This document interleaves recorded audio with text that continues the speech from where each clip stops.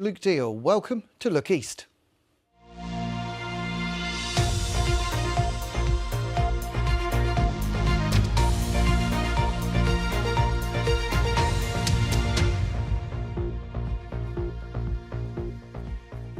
First this lunchtime, scientists are warning that a reservoir of disease is being created after discovering that naturally occurring bacteria in rivers are becoming resistant to antibiotics.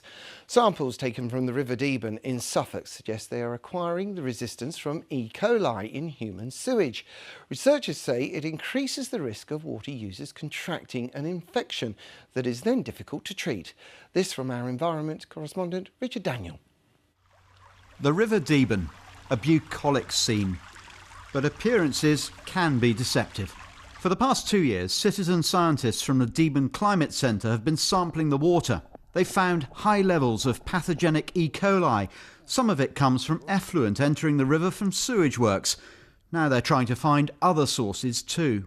It's coming from septic tanks and other domestic treatment plants that are actually in people's houses where they're off-grid. You've got pollution that's coming in from farms where there's runoff going into culverts and ditches, some industrial waste as well, so multiple sources. Many times it's quite unsafe to swim because we're getting peaks of E. coli flowing down the river.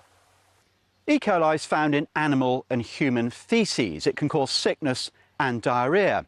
E. coli are also very adept at mutating. Many strains have become antibiotic resistant, becoming more virulent, if you like.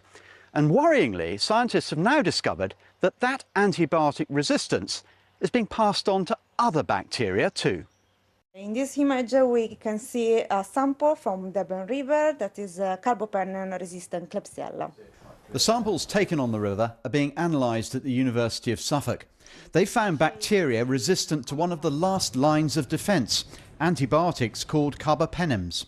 So this is a heat map of antibiotic resistance in our isolates from along the River Deben, where the darker the blue colour, the more resistant that strain is. So this is particularly worrying because carbapenem is kind of reserved for treating our most difficult to treat infections.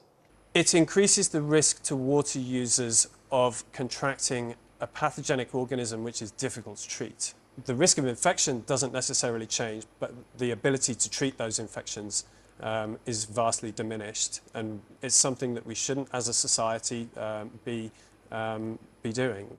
Anglian Water says while it plans to install disinfection equipment at sewage works downstream on the Deben estuary, it has no plans to do so upstream, where instead it's installing equipment to reduce phosphate levels. Campaigners say they won't give up in highlighting the issue of bacterial contamination and want the health of the whole river to be improved. Richard Daniel, BBC Look East, on the River Deben.